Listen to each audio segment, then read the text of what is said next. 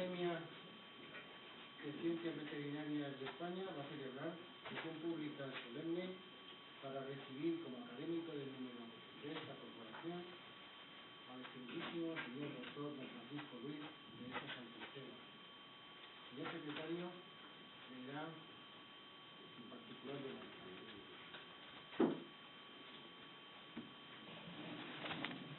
Decreto 7 de 2017 de la Real Academia de Ciencias Veterinarias de España, por el que se nombra académico de número electo de esta corporación al excelentísimo señor doctor don Francisco Luis de esa Santisteban, con la medalla número 46. La Junta Plenaria de la Real Academia de Ciencias Veterinarias de España, celebrada el 19 de diciembre de 2016, a propuesta de la Junta de Gobierno, ha tenido a bien proclamar, en virtud de sus méritos, convocado por resolución de 3 de octubre de 2016, Boletín Oficial del Estado número 260 de 27 de octubre de 2016, académico de número electo de esta Real Academia, al excelentísimo señor doctor don Francisco Luis de esa Santisteban, al que corresponde la medalla número 46. Para tomar posesión, el electo deberá dar la lectura a su discurso de ingreso preceptivo, tras lo cual tomará posesión de la medalla y se entregará el título correspondiente, dado en Madrid a 2 de octubre de 2017. El secretario, Salvio Jiménez Pérez; el presidente, Arturo Ramón Anadón Navarro. A continuación invito al excelentísimo señor doctor Don Francisco Tortuero Cocial y al excelentísimo señor doctor don José Alberto Montero Alonso para que acompañen al recipientario y que entre en la sala. Pónganse de pie, por favor.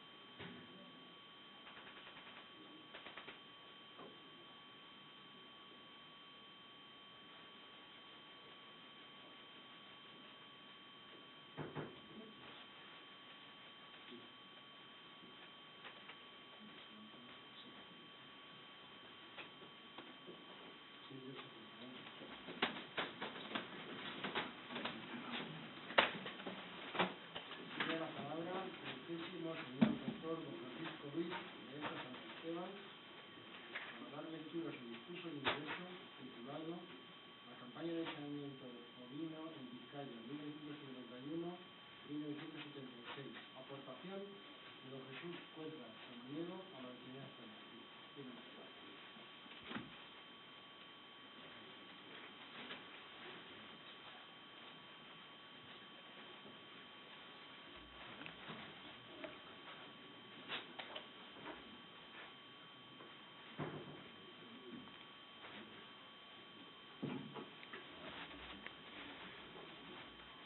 Excelentísimo señor presidente de la Real Academia de Ciencias Veterinarias de España, excelentísimo señor presidente de la sección quinta de Historia de esta Real Academia, Bilboko Udaleko Zinegotzi Maitia, Karrantza Araneko alcate jauna, apreciado concejal del Ayuntamiento de Bilbao, señor alcalde del Ayuntamiento del Valle de Carranza, autoridades académicas y del ámbito colegial, excelentísimas señoras y excelentísimos señores académicos, señoras y señores, queridos amigos, jaun Andreok, Lagunok.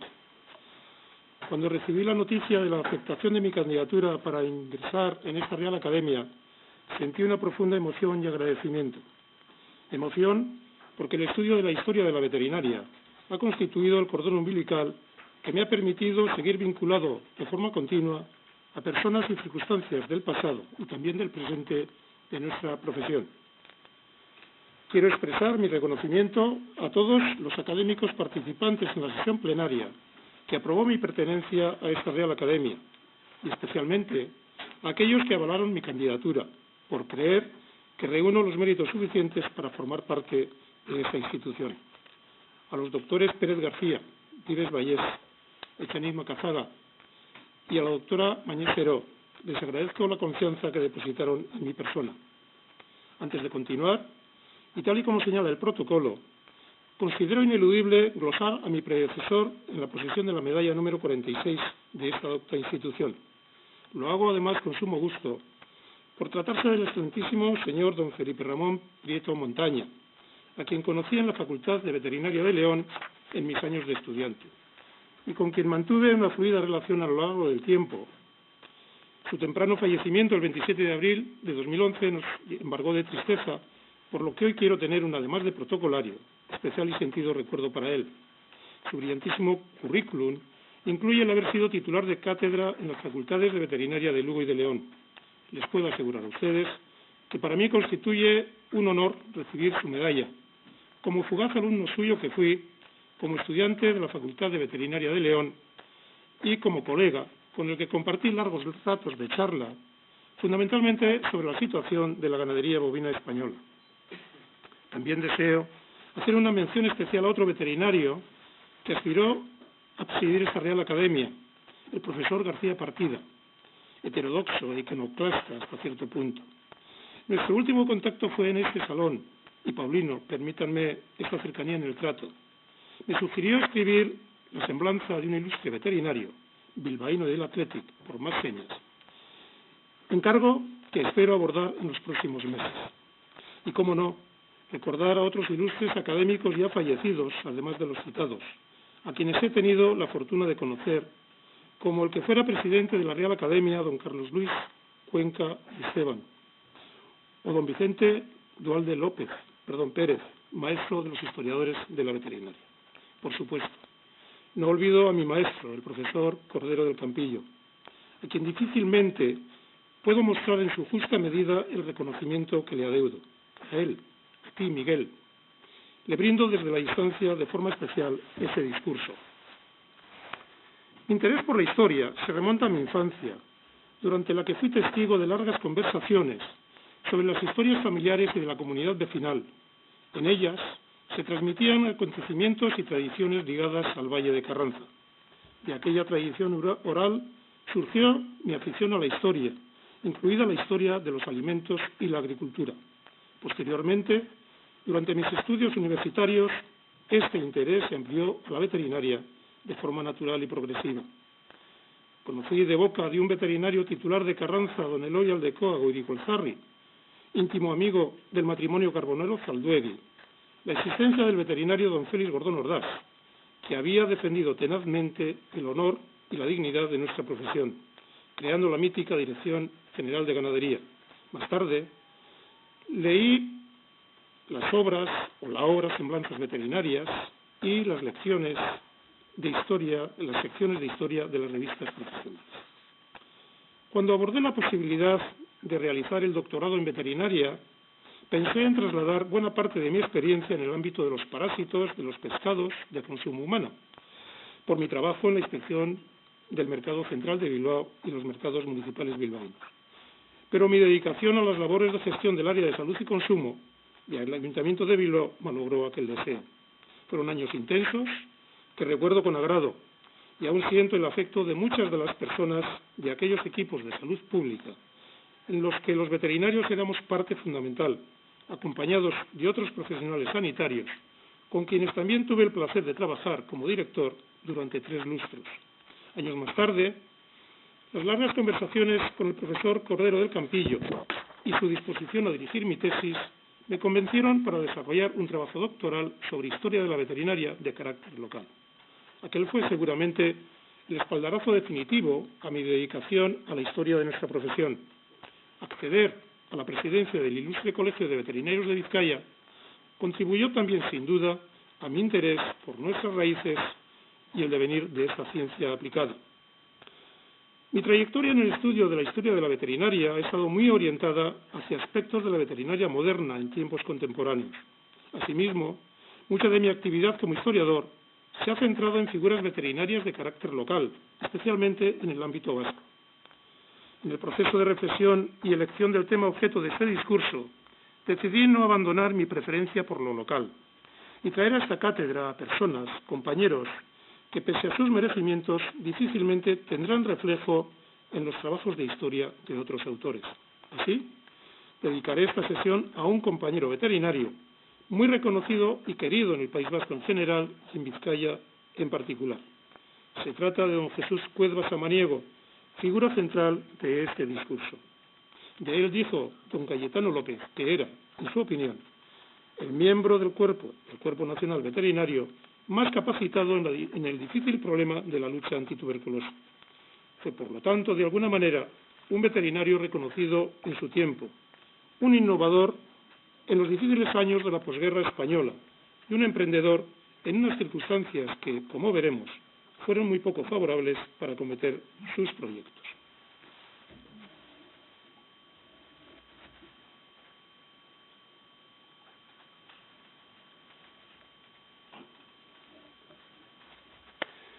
Trataré en este punto de adelantarles el contenido del resto de mi intervención.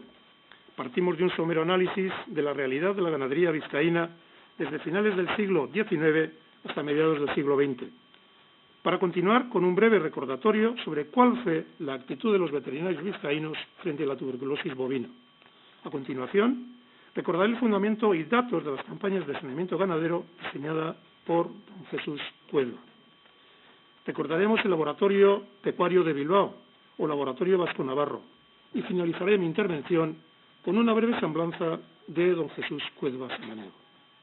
Los propios trabajos de don Jesús Cuedva han constituido la fuente fundamental de información para documentar este discurso, aunque lo hemos completado accediendo a otros autores y a distintas fuentes archivísticas del País Vasco, facultades de veterinaria y administración central. Igualmente, han sido importantes los testimonios personales de compañeros veterinarios y otros profesionales que le conocieron, así como la inestimable colaboración de sus familiares. La ganadería es un elemento identitario del agro vasco. En euskera, la palabra abere, ganado, es prácticamente sinónimo de riqueza. Aberatsa se llama en euskera a quien es rico. La ganadería ha coexistido en Vizcaya a lo largo de la historia con otras actividades económicas muy importantes, pero en algunas comarcas o valles, como en Carranza, nuestro valle, la ganadería es todavía el elemento central de la actividad económica. En lo que respecta al censo de ganado vacuno, el máximo de efectivos en Vizcaya se alcanzó en el año 1950 con casi 98.000 cabezas, que pasaron a ser 77.500 en 1962, manteniéndose en cifras similares hasta el año 2000. Son cantidades ligeramente inferiores a las registradas a finales del siglo XIX, a partir del censo agrario de 1865, censo de fiabilidad discutida, pero referencia insoslayable.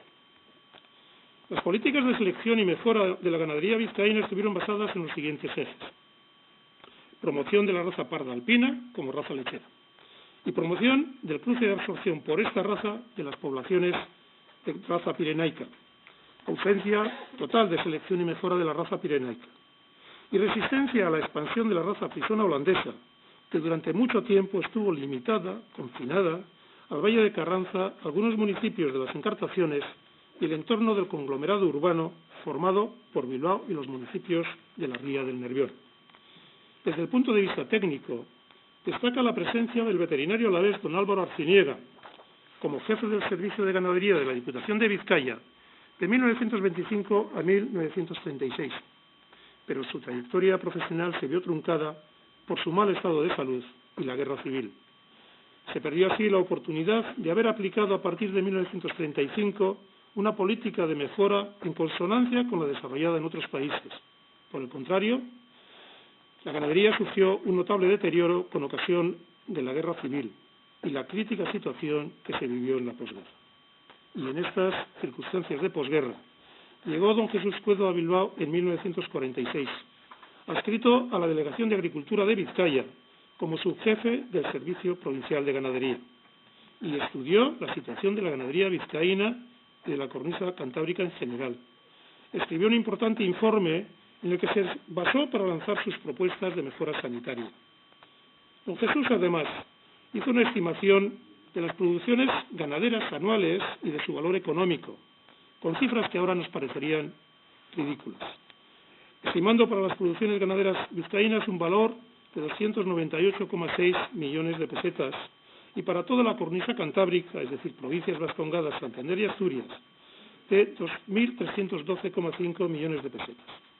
Estas ideas las comunicó en el primer Congreso Agrícola del Cantábrico que se celebró en Bilbao en 1941. Varias fueron las enfermedades del ganado bovino que habían ocasionado graves perjuicios a la ganadería vizcaína, pero sobre todas ellas emergía la tuberculosis bovina, por su elevada prevalencia, pero principalmente por su carácter zoonósico. Así lo muestran las memorias municipales de Bilbao y otros ayuntamientos con sus datos de decomiso en matadero, las intervenciones de los veterinarios en mataderos y mercados, o la preocupación por la calidad de la leche como alimento de alto valor biológico, pero también como posible vehículo de la tuberculosis bovina. Muchos fueron los veterinarios vizcaínos que se preocuparon de esta enfermedad.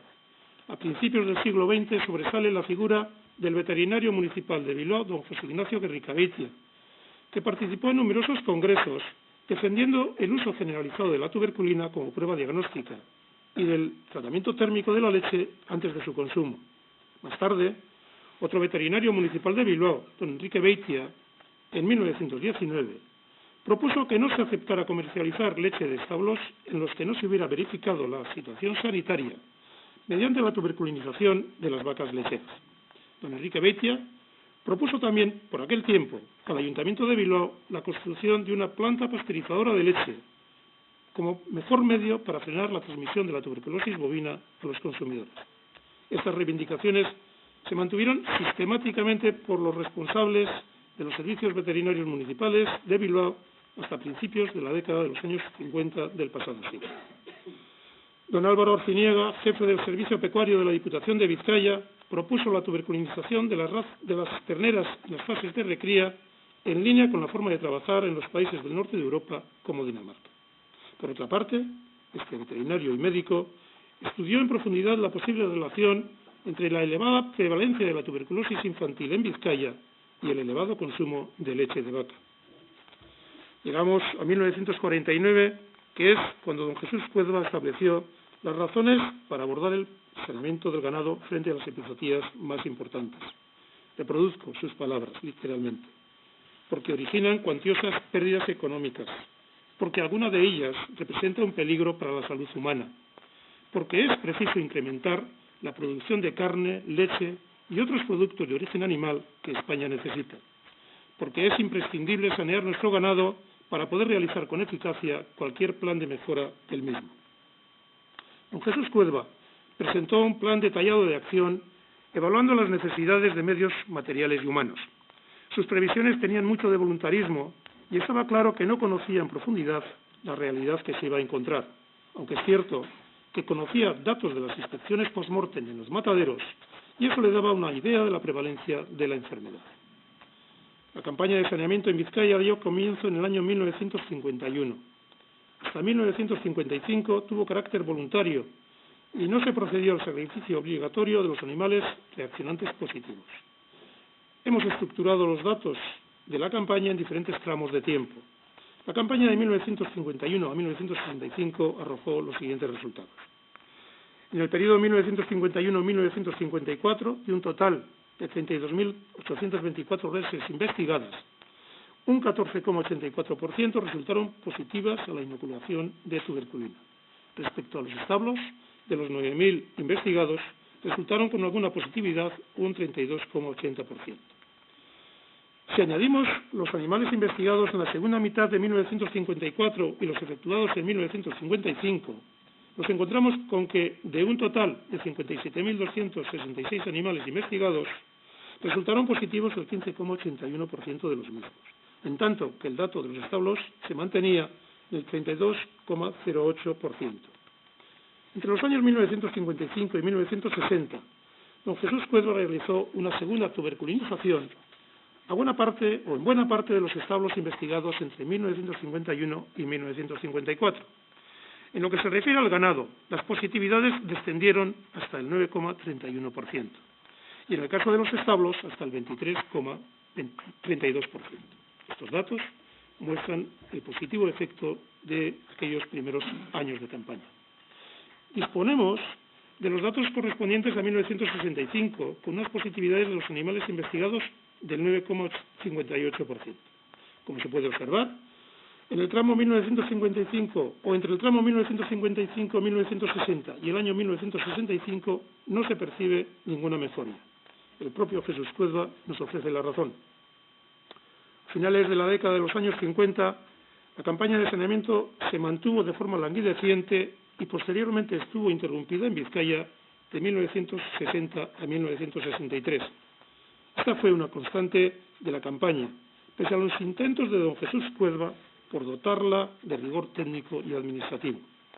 Varios años, según sus propias palabras, y vuelvo a leer literalmente su texto, preferentemente por inconvenientes administrativos que surgieron con mayor frecuencia de la que fuera de desear, apenas pudo trabajarse durante 2 o 3 meses cada año. Si realizamos un análisis por municipios de los primeros datos observados, la mayor prevalencia de la enfermedad se produjo en la parte oriental de la provincia, en la zona más limítrofe con Guipúzcoa, destacando en el occidente de Vizcaya los buenos resultados del Valle de Carranza, donde era notablemente inferior a la de otros municipios.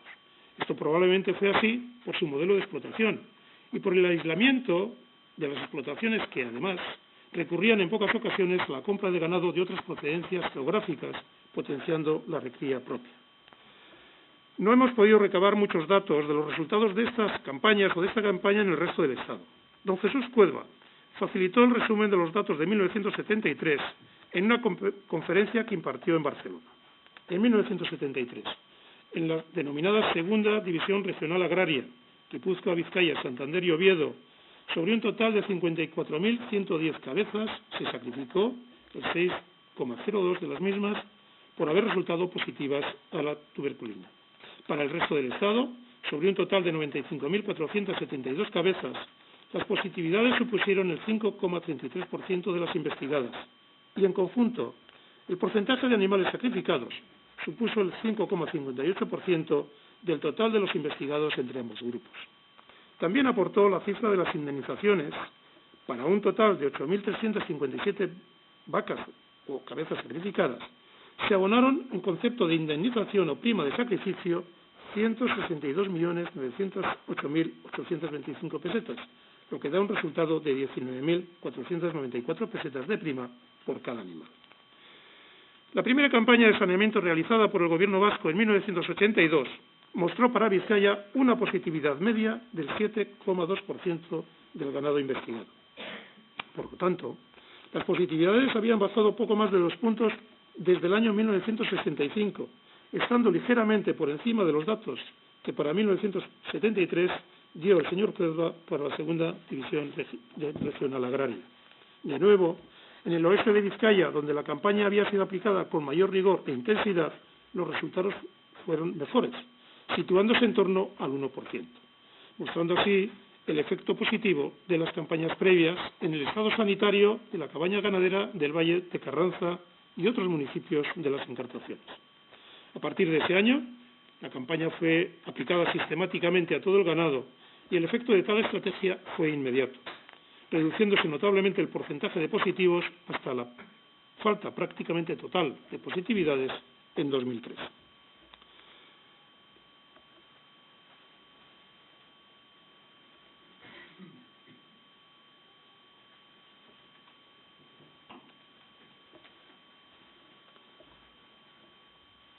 La campaña de saneamiento en Vizcaya dirigida por el señor Cuerva, pese a tratarse fundamentalmente de un trabajo de campo, estuvo muy vinculada a la existencia del Laboratorio Pecuario de Bilbao. Nació como laboratorio vasco por orden del Ministerio de Agricultura de 11 de noviembre de 1946, con sede en San Sebastián, pero fue trasladado a Bilbao por orden ministerial de 22 de diciembre de 1948.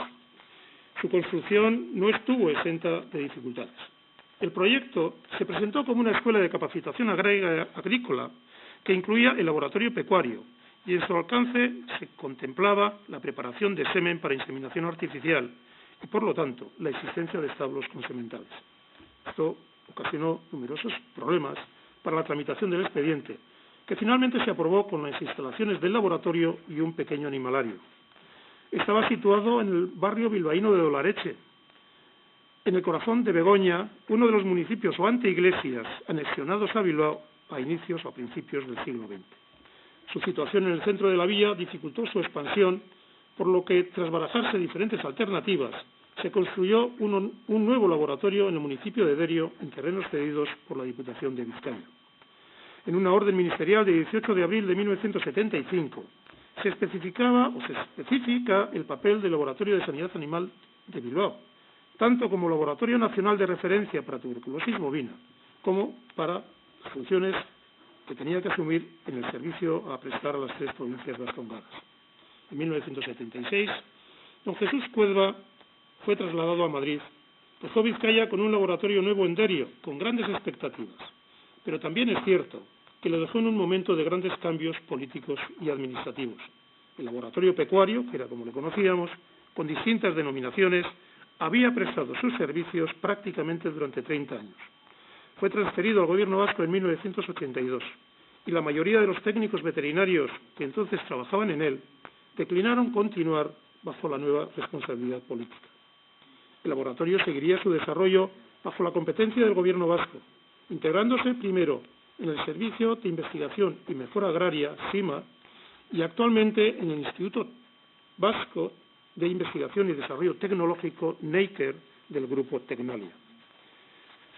Fueron muchos los veterinarios que trabajaron en el laboratorio pecuario, bien como técnicos de campaña o como técnicos de laboratorio.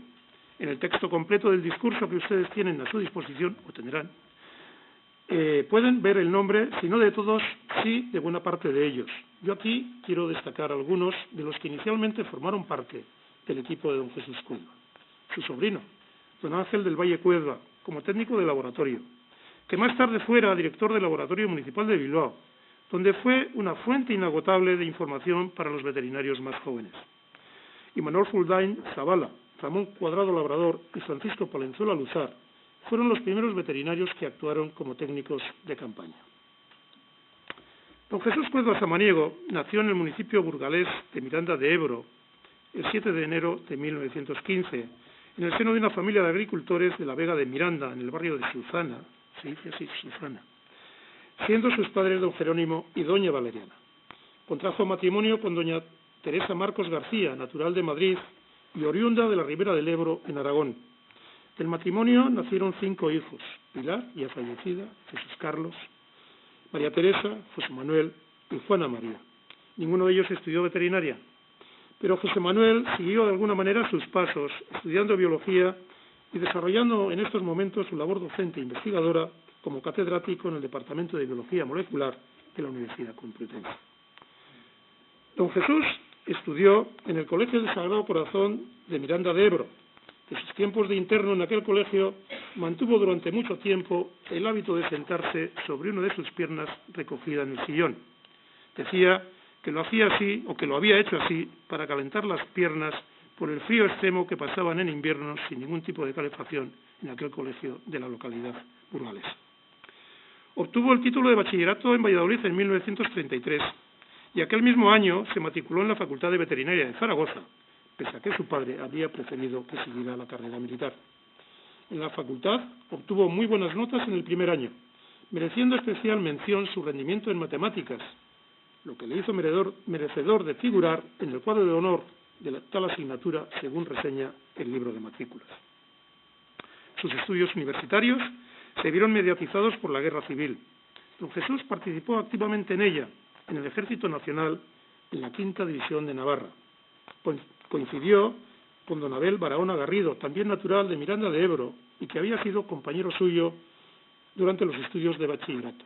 Don Abel Barahona Garrido desarrolló una brillante carrera militar, llegando a obtener la graduación de general de brigada. Posteriormente, trabajó como asesor de don Narcís Serra, ministro de Defensa en el primer gobierno socialista, presidido por don Felipe González. Finalizada la contienda, continuó sus estudios universitarios, obteniendo el título de veterinario en el año 1940.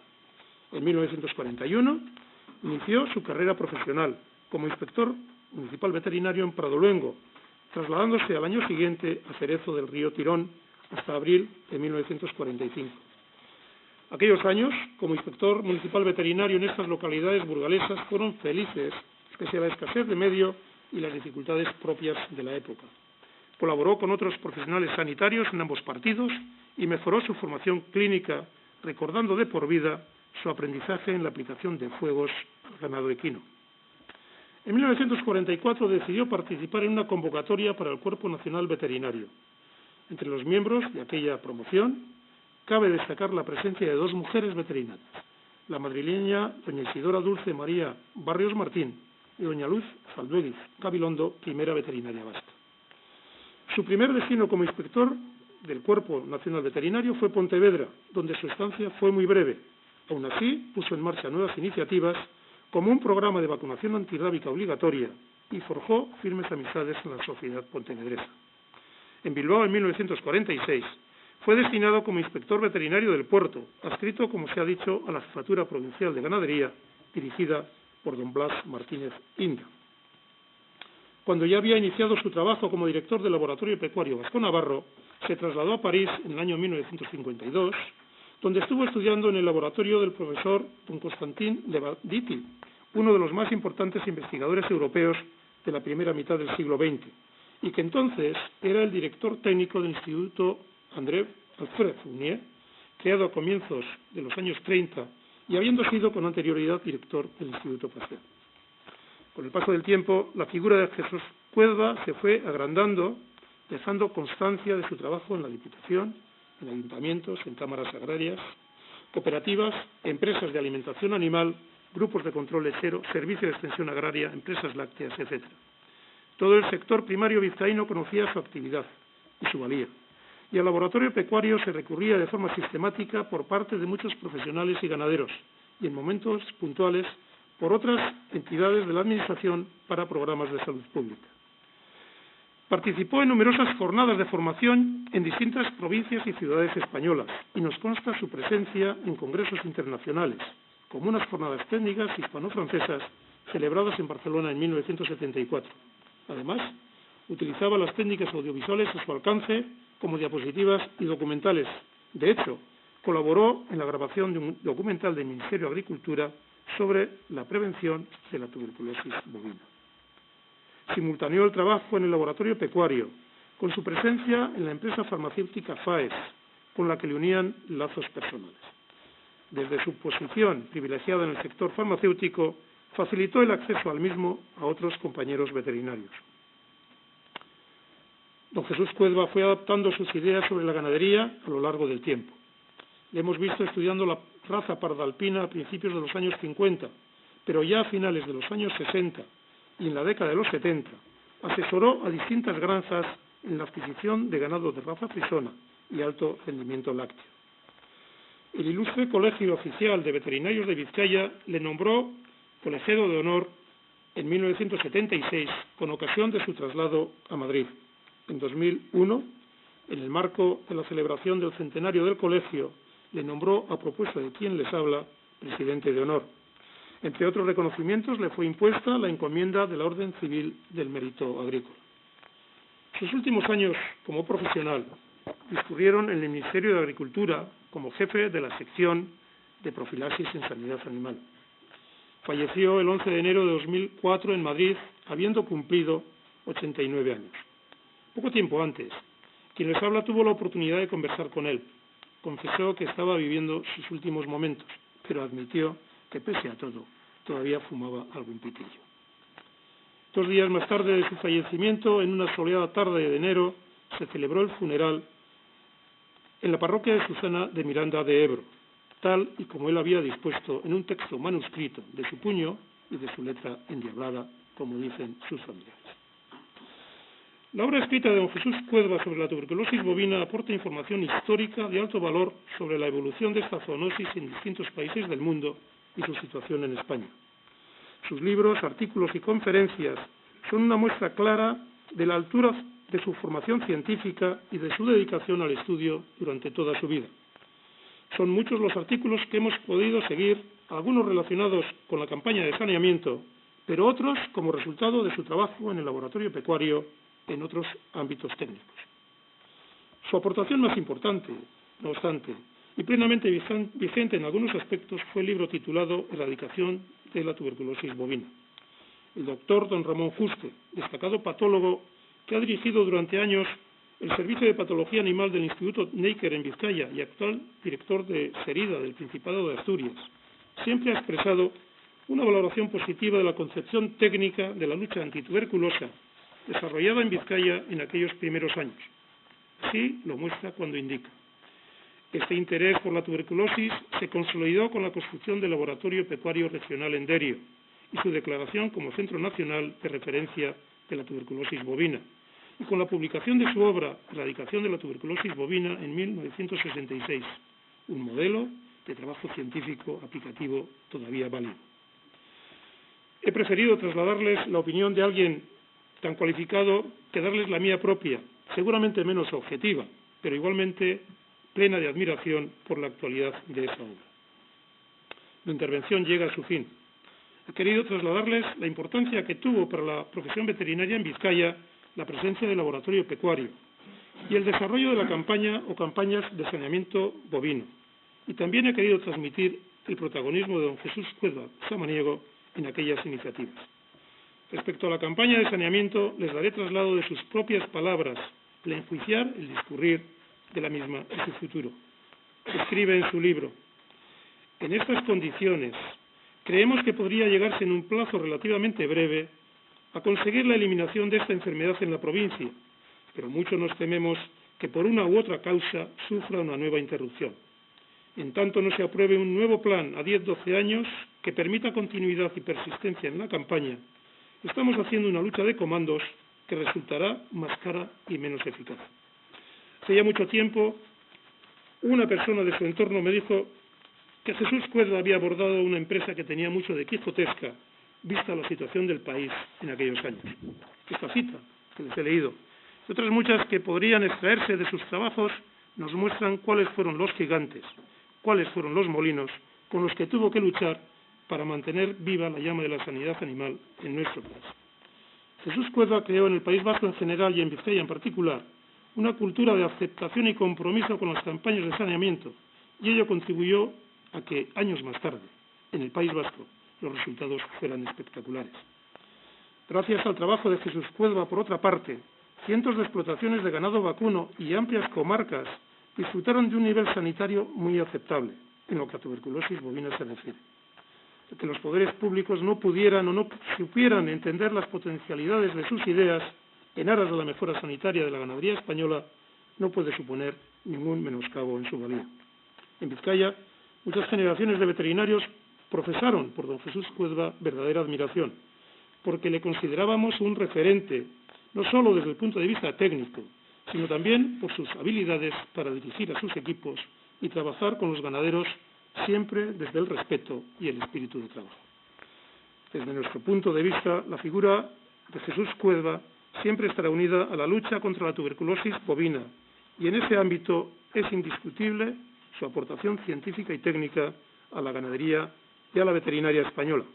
Eskerrik asko, muchas gracias, he dicho.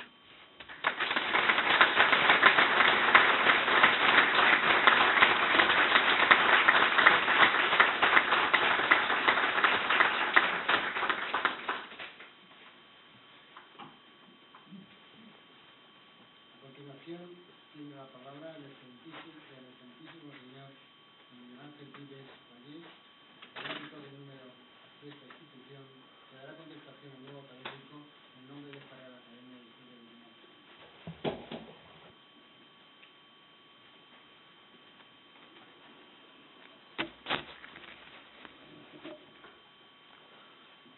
Excelentísimo señor presidente, gracias. Señoras y señores académicos, distinguidas autoridades que nos visitan, señoras y señores, acojo con agradecimiento el encargo de esta institución de recibir hoy a un nuevo académico de número, el excelentísimo señor don Francisco Dehesa Santisteban, a quien conozco y frecuento cuando ambos nos es posible desde hace más de 20 años ya.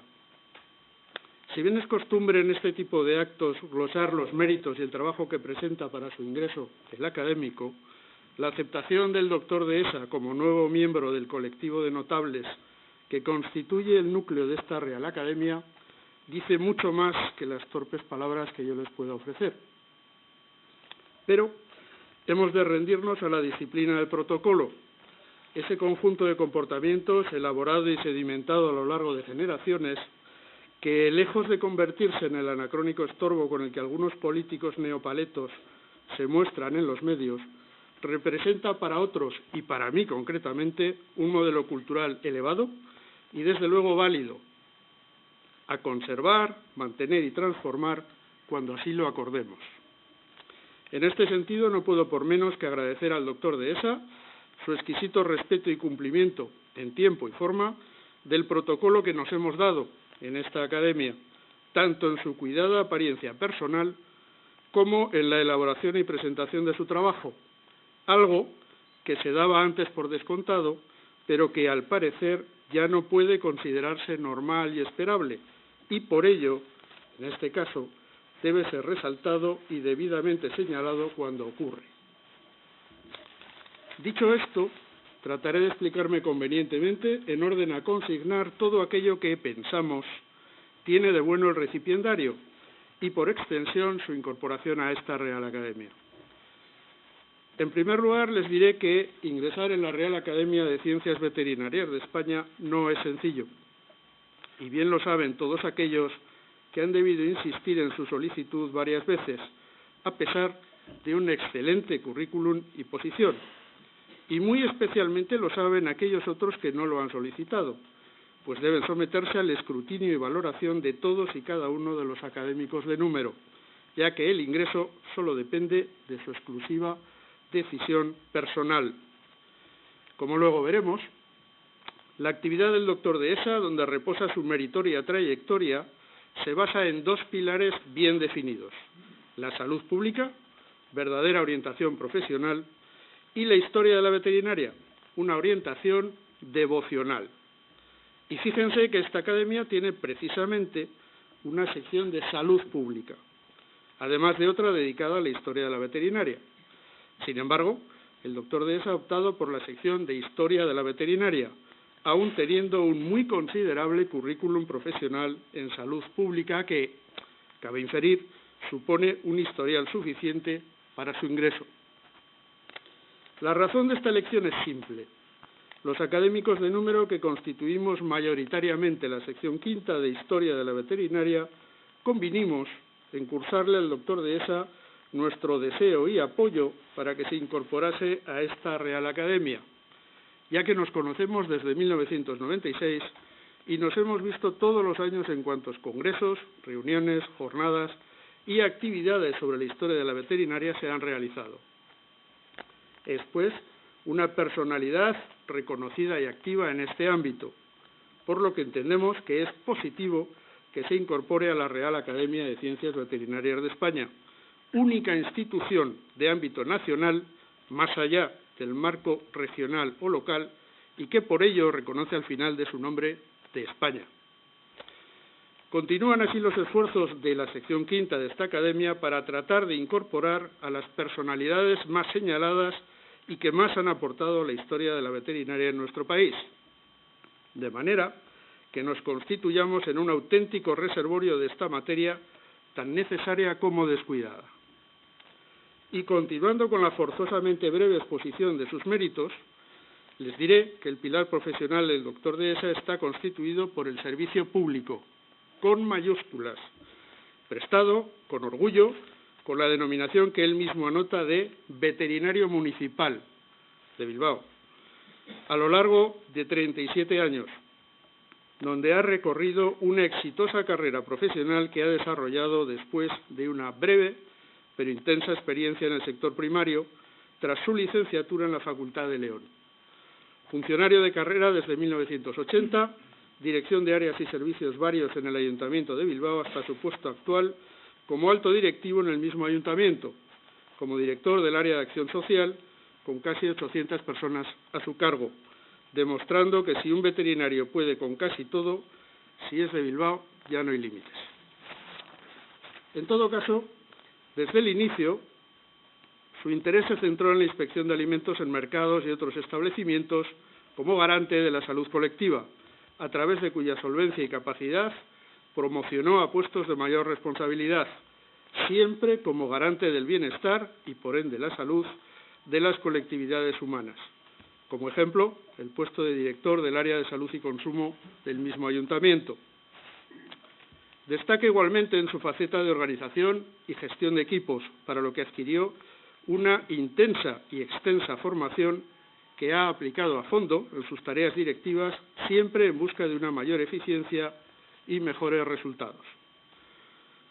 Con no ser esto poco, y dada la capacidad de compromiso profesional del doctor Dehesa, accedió a presidir el Ilustre Colegio Oficial de Veterinarios de Vizcaya, cargo en el que estuvo a lo largo de 13 años y que compaginó con más altas responsabilidades en el Consejo General de Colegios Veterinarios de España, donde cabe destacar su tarea como tesorero durante 7 años, así como encargado de la revista de la Organización Colegial Veterinaria, con más de 20.000 ejemplares mensuales difundidos a todos los veterinarios españoles.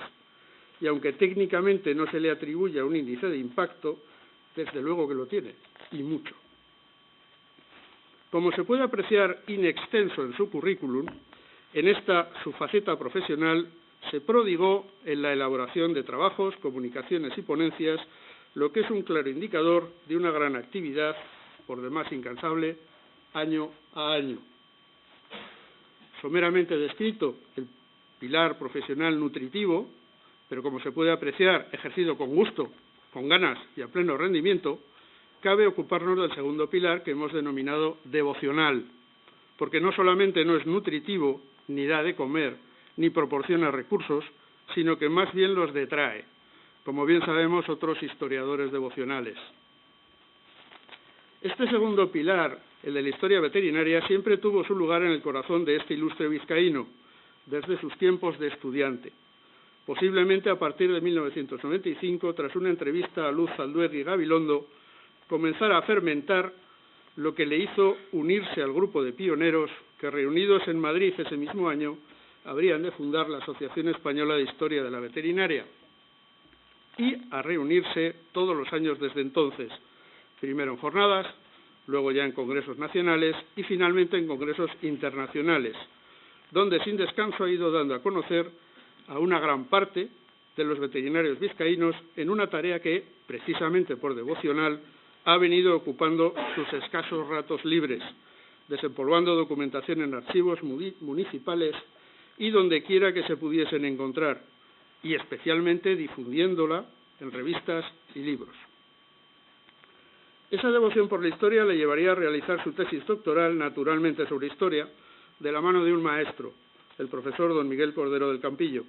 Tesis doctoral realizada a una edad casi provecta, en el que realmente hace falta tener mucho interés para compensar el trabajo y los inconvenientes que su preparación genera. Como sabemos, la Universidad Española desde luego no facilita las cosas. En todo caso, entre sus notables aportaciones a la historia de la veterinaria, deseamos resaltar su trabajo en la gestión, coordinación y dirección como editor del volumen tercero de las Semblanzas Veterinarias, capaz de continuar una obra colaborativa de los veterinarios para los veterinarios, que estaba parada nada menos que desde 1978, y que por el éxito del tercer tomo ha dejado la puerta abierta de cara a continuar con el particular Diccionario Biográfico Veterinario Español. También allí aplicó con éxito la gestión de equipos. Gracias, doctor Dehesa. Tampoco podemos por menos que señalar positivamente la labor de acomodar, en cuanto le ha sido posible, a los veterinarios en general y a la historia veterinaria en particular, en las instituciones y academias en las que está encuadrado, como la Real Sociedad Vascongada de Amigos del País, la Academia de Ciencias Médicas de Bilbao, en su calidad de vicepresidente veterinario, o la Real Academia de Medicina del País Vasco. Esta actividad nos ha beneficiado a muchos, realmente, y es otro aspecto que precisa ser agradecido. Y volviendo de nuevo al protocolo, es mi misión dedicar unas palabras al tema que el doctor Dehesa ha elegido como discurso de ingreso en esta academia, y que ha sido dedicado a un veterinario del que creo que la mayoría de fuera del ámbito vasco desconocía su actuación, ocupándose de nuevo de un absoluto desconocido, don Jesús Cuezba Samaniego, y su aportación a la veterinaria española. Es este un discurso de reconocimiento a don Jesús Cuezba, en absoluto ageográfico, sino revelador de un estado de cosas en nuestro país que quizá muchos ya han olvidado, y desde luego los más jóvenes seguramente ni se imaginan. Frente a las posibles críticas a su trabajo, se podría, ciertamente, achacar al doctor Dehesa un pecado de localismo, por ocuparse exclusivamente de cuestiones propias del País Vasco. Y sí, ciertamente cultiva el localismo, pero es bien cierto que de no ser por él, y por supuesto de otro localista acérrimo, como es el doctor Echaniz, bien poco conoceríamos de la historia veterinaria en el País Vasco, o seguramente nada. Pero además, el ponente, de forma franca, ya lo asume en la presentación de su trabajo, cuando deja anotado explícitamente: mi trayectoria en el estudio de la historia de la veterinaria ha estado orientada hacia aspectos de la veterinaria moderna en tiempos contemporáneos. Mucha de mi actividad como historiador se ha centrado en escribir sobre figuras veterinarias de carácter local, especialmente en el ámbito vasco, profesionales, por tanto, con una influencia territorial y técnica, muchas veces limitada por haberse mantenido alejados de los grandes centros académicos. O, finalmente, cuando declara abiertamente: decidí traer a esta cátedra a personas, compañeros que, pese a sus merecimientos, difícilmente tendrán reflejo en los trabajos de historia de otros autores. Frente a lo cual, ciertamente nada se puede objetar, hace lo que dice.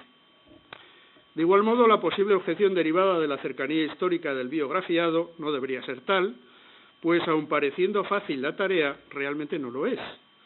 Sí es cierto que, si se desarrolla esta modalidad historiográfica con talento suficiente, proporciona muchos más datos, más accesibles, más contrastables, y en muchos casos permite la entrevista personal no solo con el personaje estudiado, sino también con colaboradores, amigos, enemigos, familiares, etc. Por ello, cabe decir que, bien realizado, el estudio biográfico cercano permite, sin duda, un conocimiento en profundidad, de primera mano. Así pues, dado que el doctor Dehesa es, en primer lugar, carranzano, luego vizcaíno y, por encima de todo, vasco, nos ha presentado un revelador estudio acerca de las características ganaderas del País Vasco durante la posguerra tardía, años 50-80, a pesar de las sonrojantes carencias documentales de datos sobre las campañas de saneamiento ganadero en toda España. No en vano, en este caso, la formación científica del historiador se aprecia en la transversalidad que desarrolla, en orden a situar al protagonista estudiado dentro de un todo temporal, económico y social. Excepción hecha de los pesimistas recalcitrantes, la concepción mental del pasado, que solemos entender como un simple sumatorio con resultado positivo, a menudo suele imbuir a todo el mundo de un pintoresco positivismo. Gracias a trabajos minuciosos como el que nos aporta el recipiendario, podemos apreciar claramente que los avances en la salud han sido obra de una minoría de profesionales sensatos, siempre de abajo arriba, de la pirámide del poder, y que, a pesar de su trabajo y dedicación, esos avances han sido generalmente costosos en tiempo y vidas humanas. Con lo cual, tras el correspondiente análisis en profundidad, ese positivismo queda en lo que es realmente: una impresión, una desiderata, un espejismo al fin, por más que el sumatorio final pueda considerarse como positivo, pero al final y daños mediante. Y para explicar este proceso, esta colección de avatares, es necesaria la reflexión primero y las experiencias y vivencias de un veterinario titular, o como el mismo ponente se denomina con orgullo, un veterinario municipal. A pie de calle, conocedor del medio y sus circunstancias. ¿De qué nos serviría en este ámbito, el más extraordinario de los investigadores de la universidad o del consejo, con cientos de trabajos publicados de altísimo nivel de impacto, que nunca ha salido de su equipadísimo laboratorio estudiando los misterios moleculares del Mycobacterium, pongamos por caso, si desconoce los vericuetos administrativos, las relaciones personales o los esfuerzos de los veterinarios apegados a la tierra, al ganadero y a la gente del campo? ¿Podría este excelso investigador desentrañar la relación entre un periodo de posguerra en un régimen autocrático con el estado sanitario de una población malnutrida, con escasez de facultativos, con una administración en vías de recomposición, poblada de gestores tan escasos de conocimientos como de interés en la mejora de la población? Y aderezado todo ello con los conocimientos e iniciativas que ya se estaban realizando en el extranjero. Es posible, pero desde luego le resultaría complicado. Realmente, alguien en su sano juicio puede considerar que la misión de las academias es competir en un mundo en el que solo el año pasado, según la estadística del repositorio de Medline, se publicaron más de 870.000 trabajos indexados. Por estas y otras razones no nos cansaremos de defender la idea primigenia que llevó a la creación de las academias en su momento, el ayuntamiento de personas con distintos talantes, conocimientos y formación. No en vano, se pretendía saltar por encima de un escolasticismo rancio que no criticaba las obras tradicionales de los maestros arcaicos, sino que solo las leía una y otra vez. Uno de los objetivos de las academias era la exploración de la realidad, desde todos los puntos de vista disponibles, y ese objetivo hoy es más importante que nunca. Y ciertamente las academias, en la actualidad, por más arcaicas que parezcan, como instituciones tienen un papel fundamental, fuera de la ultraespecialización dominante. Y este papel no es otro que la visión de conjunto, por encima de los árboles que impiden ver el bosque, y evitando la vuelta a la tribu que hoy nos disgrega y empobrece. Para lo cual es imprescindible contar con personas con capacidad intelectual, conocimiento sobre el terreno y experiencia profesional de alto nivel en todos los ámbitos de la profesión veterinaria y aun en otros, como es el caso de nuestro protagonista hoy, el doctor Dehesa. Por todo ello, en nombre de la Real Academia de Ciencias Veterinarias de España y de sus académicos, le doy la bienvenida. Le agradezco el esfuerzo realizado en su ponencia, que nos ha descubierto el trabajo aportado por otro servidor público, que a partir de ahora queda incorporado a la historia de la veterinaria.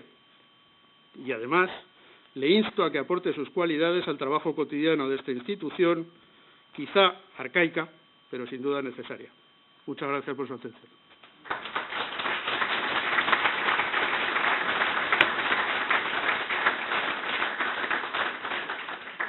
Muy bien. A continuación, el académico doctor Víctor Dehesa debe tomar posesión de su secretario general de la Academia.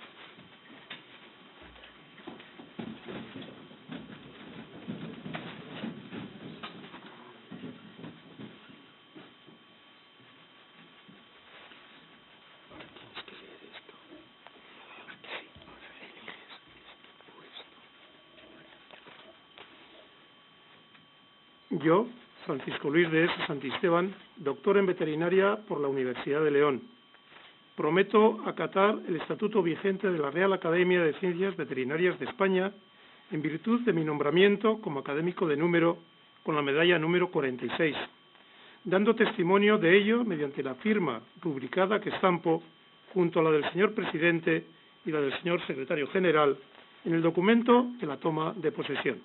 Madrid, a 2 de octubre de 2017.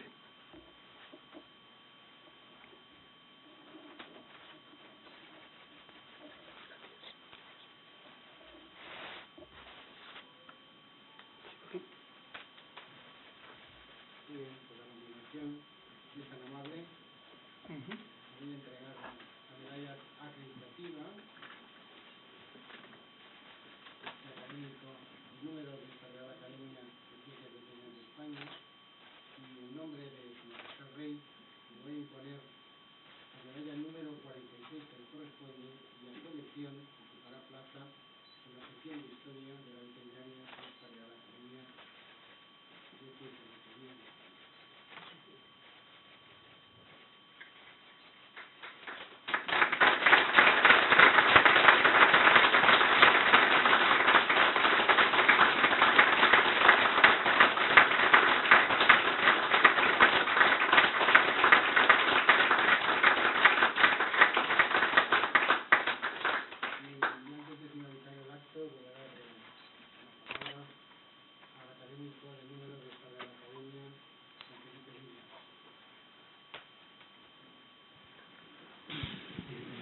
Muchas gracias, presidente.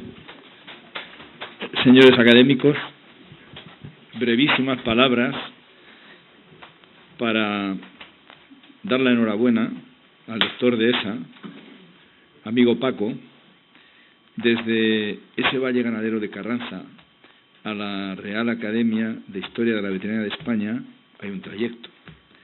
Y yo puedo decir que ese trayecto le ha recorrido de forma muy brillante.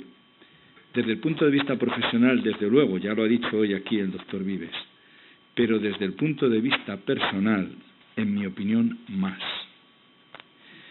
Digo esto porque yo soy amigo de Paco. Nos conocimos en la Organización Colegial Veterinaria Española, teniendo como presidente a don Juan Madiola, y enseguida sintonizamos, porque nos preocupaba realmente mucho la profesión veterinaria, pero sobre todo nos preocupaba su futuro, y nos preocupaba el modelo de profesión que estábamos viendo, que intuíamos, que, bueno, no es que no nos gustara, pero partíamos entonces de una profesión con una formación multidisciplinar muy importante, formación multidisciplinar que el doctor Dehesa ha utilizado en su vida profesional de forma muy exitosa, porque él fundamentalmente, además de sus grandes conocimientos de salud pública, como se ha dicho, lo que ha sido es un gran gerente de equipos, de personas y de proyectos. Y eso yo lo he podido comprobar, porque realmente, como digo, hemos pasado muchas horas trabajando juntos y pensando, bueno, en ese proyecto más grande, si cabe, que es la profesión veterinaria. Y decíamos, la profesión veterinaria no debe perder esa visión multidisciplinar, porque esa es la que nos permite estar en muchas facetas de la vida social y resolver muchos problemas. Hoy las cosas no van exactamente así, y es verdad que se está polarizando mucho la profesión hacia la clínica y en concreto a la clínica de animales de compañía, y así estamos, con un problema importante de plétora y cosas que hoy no viene aquí que diga.